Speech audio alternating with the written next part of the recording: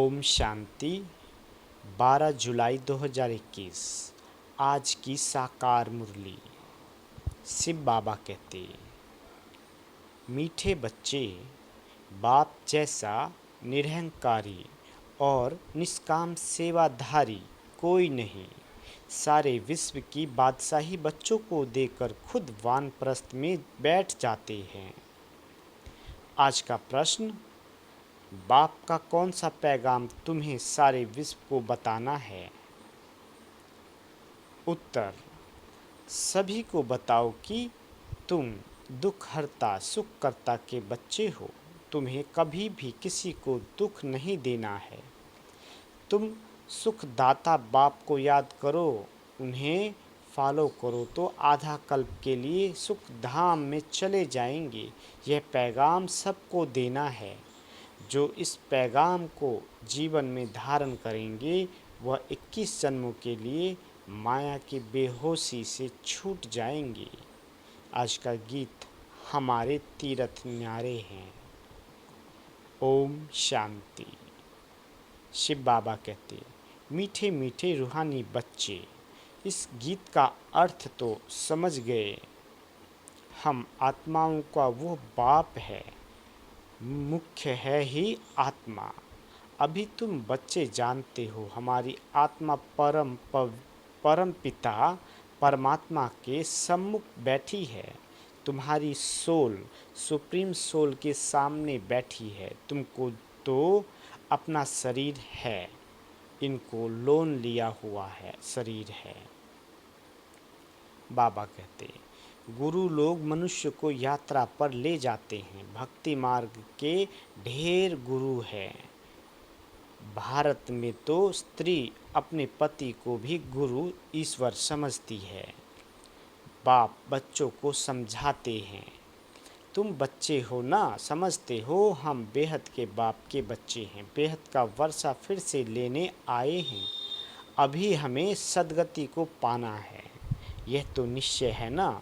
सारी दुनिया दुर्गति में है, पतित है। पावन होने के लिए बुलाते हैं तो भारत में कितने ढेर के ढेर गुरु है। कोई को 100 फॉलोवर, कोई को 500, कोई के 50 भी होते हैं, कोई के लाखों करोड़ों भी होते हैं। जैसे खोजो का आंगा खा गुरु है, कितने उनके फॉलोवर्स हैं, कितना उनको रिगार्ड देते हैं। फिर भल कुछ भी करने वाला हो, लेकिन उनका नाम, बाबा कहते, उनका मान कितना है। भक्ति मार्ग में गुरु अनेक है, फिर वह भी नंबरवार होते हैं। कोई की कमाई पद्मों की होती है, आगा खा की कमाई बहुत है। उनको हीरो में तौल कर दान किया था उनके शिष्यों ने। एक तरफ हीरे, दूसरी तरफ उनका गुरु हीरे दान करते हैं। कितने हीरे होंगे? आजकल सोने में तो बहुतों को वजन कर देते हैं। दूसरा प्लेटिनियम होता है, वह सोने से भी ज़्यादा कीमती होता है, वह भी वजन कर दिया था। गुरु का मर्तबा देखो कितना है। ऐसे गुरु लोग तो ढेर हैं। बाबा कहते, अब इस सतगुरु को तुम क्या देंगे? उनको वजन करेंगे? हीरे वजन कर देंगे?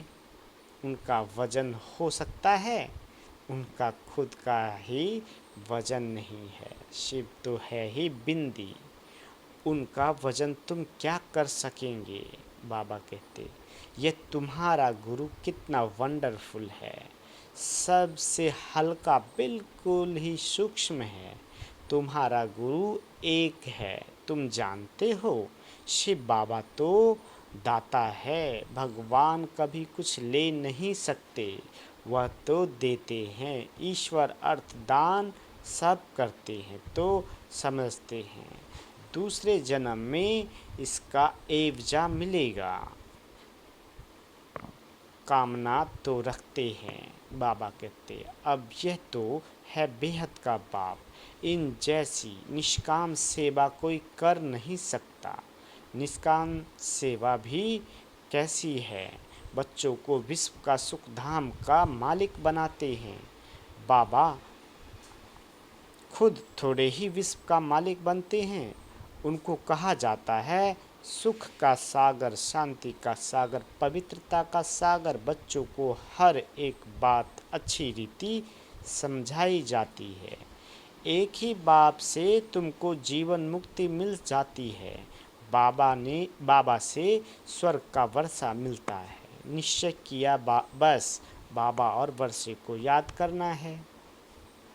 इनको कहते हैं ज्ञान का सागर। सारा सागर स्याही बनाओ, सारा जंगल कलम बनाओ तो भी एंड नहीं हो सकती। तुम शुरू से लेकर लिखते जाओ तो तुम्हारी ढेर पुस्तकें हो जाएं। यह नॉलेज तो बहुत वैल्यूबल है जो धारण करने की है। जानते हो यह कोई परंपरा तो चलती नहीं। अभी तुमको दंत अभी तुमको तंत मिला है। बाप आकर बच्चों को अपना परिचय देते हैं, वही काफ़ी है। बाप का परिचय देने से रचता को जानने से रचना का भी ज्ञान आ जाता है। बुद्धि कहती है जो सतयुग में आते होंगे उनके पुनर्जन्म जास्ती होंगे। चक्र में बाबा कहते चक्र में जो पहले आए होंगे वही आएंगे। इस चक्र को भी अच्छी रीति समझना है। गीत में भी सुना हमारे तीर्थ न्यारे हैं। वह तो जन्म जन्मांतर तीर्थ यात्राएं आदि करते आए हैं। ये सिर्फ तुम्हारी एक जन्म की यात्रा है। इस रूहानी यात्रा में जरा भी कोई तकलीफ नहीं। ज्ञान देने वाला एक ही सतगुरु है। सदगति तो किसी की भी होती नहीं। बाबा कहते वो है सुप्रीम ज्ञान का सागर। सर्व की सदगति तो हो जाती है। बाकी क्या चाहिए, तत्व भी सतो प्रधान हो जाते हैं। यहाँ तमो प्रधान है तो वायु आदि भी ऐसी ही तमो प्रधान होती है। कितने अर्थक्वेक आदि होते हैं। सतयुग में तो कोई भी दुख देने वाली चीज़ नहीं होगी। बाप है ही दुख हरता सुख करता। तुम उनके बच्चे हो। किसको भी दुख नहीं देना है। सबको ये रास्ता बताना है सुख का, वर्षा पाने का। अब बाप कहते हैं तुमको सुख ही देना है। बाबा तुमको आधा कल्प के लिए ऐसा सुख देते हैं जो वहाँ दुख का नाम नहीं रहता। तुम जानते हो बाप से 21 जन्मों का वर्षा पाने हम यहाँ आए हैं। तुम स्टूडेंट हो ना। तुम्हारी दिल में है कि शिव बाबा से स्वर्ग का सुख लेते हैं तो सब दुख दूर हो जाएंगे। बाबा हमको संजीवनी बूटी देते हैं सुरजीत होने के लिए। फिर 21 जन्म कभी मूर्छित नहीं होंगे। वह संजीवनी बूटी है मन मना भव। सर्व का सदगति दाता एक ही बाप है। उनको निराकार निरहंकारी कहा जाता है। जिस तन में आते हैं वह भी साधारण है। बाप कहते हैं dear childrens, I am your obedient father. बड़े आदमी हमेशा ऐसे लिखते हैं आई एम ओबीडियंट सर्वेंट। अपने को श्री कभी नहीं लिखेंगे। आजकल तो लिखते हैं श्री श्री फलाना। आपे ही अपने को श्री श्री लिखते रहते हैं। वह बाप है निराकारी निरहंकारी। अब तुम उनके सम्मुख बैठे हो, जानते हो वो हमारा बाप टीचर सतगुरु है। बाकी तो सब भक्ति मार्ग के अनेक गुरु हैं। गुरुओं के भी गुरु होते हैं, इनका कोई गुरु नहीं। यह सत बाबा, सत टीचर, सत गुरु है। तुम जानते हो, आत्मा ही संस्कार भारत धारण करती है। बाबा भी आत्मा है ना, उनमें भी गुण हैं। तुम्हारे गुण अलग अलग हो जाते हैं। इस समय जो गुण तुम्हारे में हैं वही बाप के हैं। फिर सतयुग में तुम्हारे दैवी गुण हो जाएंगे। बाप ज्ञान का सागर, प्यार का सागर है। कृष्ण की महिमा अलग है। शिव बाबा को 16 कला संपूर्ण नहीं कह सकते, वह तो स्थिर है ही। बाप कहते हैं, यह टाइटल तुम मुझे नहीं दे सकते हो। मैं थोड़े ही भिखारी बनता हूँ जो फिर सर्वगुण संपन्न बनूँ। मेरी महिमा इन जैसी थोड़े ही करेंगे। इस नॉलेज को जिन्होंने कल्प पहले सुना है वही आएंगे, आकर बाप से सुनेंगे और बाप को याद करेंगे। पिछारी को हाय हाय कर रोते हैं, फिर जय जयकार हो जाती है। अभी तुमने यात्रा का भी राज समझा है। इस यात्रा से फिर तुम कभी मृत्यु लोक में लौटते नहीं हो। उन यात्राओं से फिर घर लौट आते हैं। बाबा कहते, कितने मनुष्य स्नान करने जाते हैं। भक्ति का विस्तार देखो कितना है। जैसे झाड़ कितना बड़ा अथाह होता है, बीज तो बिल्कुल छोटा होता है, वैसे भक्ति का भी विस्तार कितना है। ज्ञान का एक टुबका भी सद्गति कर देता है। भक्ति में उतरते उतरते आधा कल्प लग जाता है। यहाँ तुमको सीढ़ी चढ़ने में 1 सेकंड लगता है। लिफ्ट कितनी अच्छी है, नीचे से एकदम ऊपर अपने घर ले जाती है। इसको कहा जाता है चढ़ती कला। सर्व का भला, सर्व का सद्गति दाता एक बाप ही है। अब ज्ञान भक्ति का फर्क देखा। ज्ञान भक्ति वैराग है ना, सन्यासियों का है हद का वैराग। बाप ने समझाया है, वैराग 2 प्रकार का है। एक है हद का वैराग जिससे कोई सद्गति नहीं होती। दूसरा है बेहद का वैराग जिससे तुम्हारी सद्गति हो जाती है। अभी सद्गति के लिए तुम बच्चों को श्रीमत मिलती है, श्रेष्ठ ते श्रेष्ठ बनने की। अब श्रेष्ठ दुनिया की स्थापना हो रही है श्रीमत पर। ये भ्रष्ट दुनिया रावण की मत पर बनी है। हम श्रेष्ठ बन रहे हैं, ये बातें तुम ही जानती हो। जानो, दुनिया बिल्कुल नहीं जानती है। बाबा कहते, तुम्हारे लिए तो कहते हैं ये ब्रह्मा कुमारियाँ विनाश कराने वाली है। सचमुच विनाश तो होना ही है, इससे ही तो कल्याण होना है। कल्याणकारी बाप आते हैं तो महाभारी लड़ाई लगती है। कहेंगे हमने कहा था ना कि ब्रह्मा कुमारियाँ विनाश करेगी। बरोबर विनाश तो होना ही है। पुरानी दुनिया विनाश होगी, हम नई दुनिया स्थापन करते हैं। पुरानी के बाद नई जरूर है ही। कल्प कल्प विनाश होता है, तभी भारत में स्वर्ग के द्वार खुलते हैं। परंतु वे लोग समझें कैसे, आगे चलकर बहुत समझेंगे। बाप जब आते हैं तो पुरानी दुनिया सारी स्वाहा हो जाती है। तुम्हारा यह यज्ञ तो वंडरफुल है जिसमें आहुति पड़नी है, ये भी तुम जानते हो। बाबा कहते, ये भी तुम जानो और न जाने कोई। विजय तो पांडवों की होनी है और सब खत्म हो जाएंगे। बाकी तुम पांडव रहते हो, फिर नई दुनिया में राज करते हो। यह नॉलेज बड़ी वंडरफुल है। सबका दुख हरता, सुख करता, सद्गति देने वाला एक ही बाप है। कितना मीठा, कितना प्यारा बाप है। कहते आए हो मीठे बाबा, आप जब आएंगे तो आप पर हम वारी जाएंगे।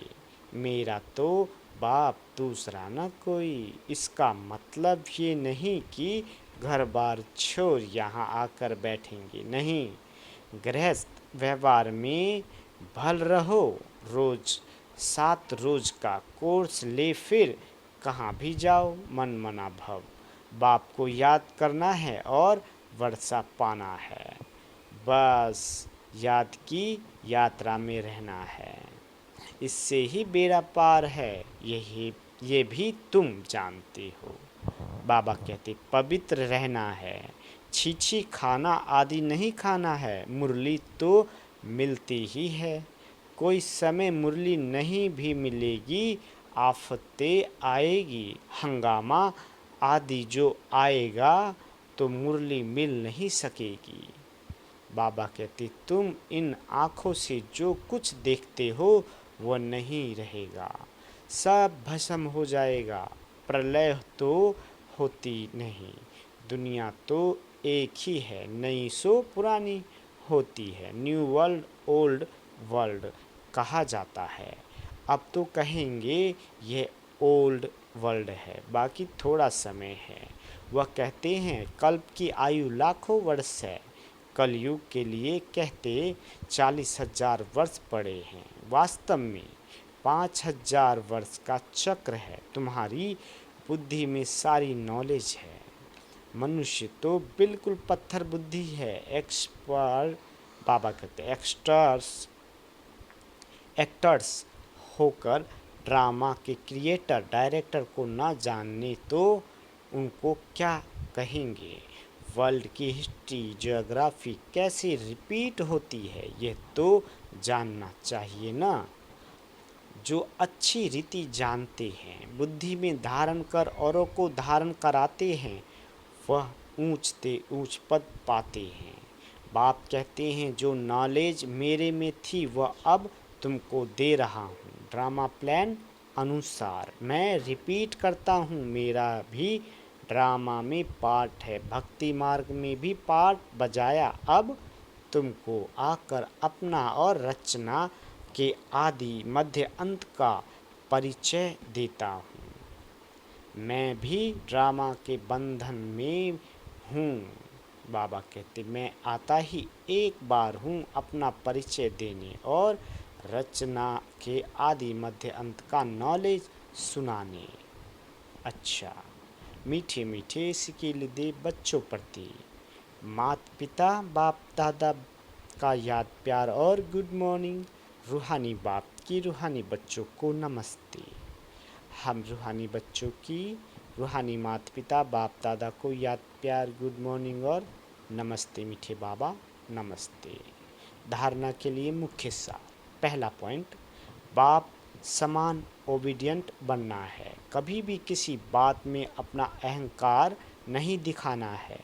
निरहंकारी और निराकारी और निरहंकारी होकर रहना है। दूसरा पॉइंट, बाप टीचर और सतगुरु के कॉन्ट्रास्ट को समझ निश्चय बुद्धि बन श्रीमत पर चलना है, रूहानी यात्रा पर रहना है। वरदान, व्यक्त में रहते अव्यक्त फरिश्ते रूप का साक्षात्कार कराने वाले सफ़ेद वस्त्रधारी और सफ़ेद लाइटधारी भाव। बाबा कहते जैसे अभी चारों ओर यह आवाज़ फैल रहा है कि ये सफ़ेद वस्त्रधारी कौन है और कहाँ से आए हैं, ऐसे अब चारों ओर फरिश्ते रूप का साक्षात्कार कराओ। इसको कहा जाता है डबल सेवा का रूप। जैसे बादल चारों ओर छा जाते हैं, ऐसे चारों ओर सफ़ेद, ऐसे चारों ओर फरिश्ते रूप से प्रकट हो जाओ। जहाँ भी देखे तो फरिश्ते ही नज़र आए। लेकिन यह तब होगा जब शरीर से डिटैच होकर अंतवाहक शरीर से चक्र लगाने के अभ्यासी होंगे। मनसा पावरफुल होगी। स्लोगन: सर्वगुणों व सर्व शक्तियों के अधिकारी बनने के लिए आज्ञाकारी बनो। अच्छा, ओम शांति।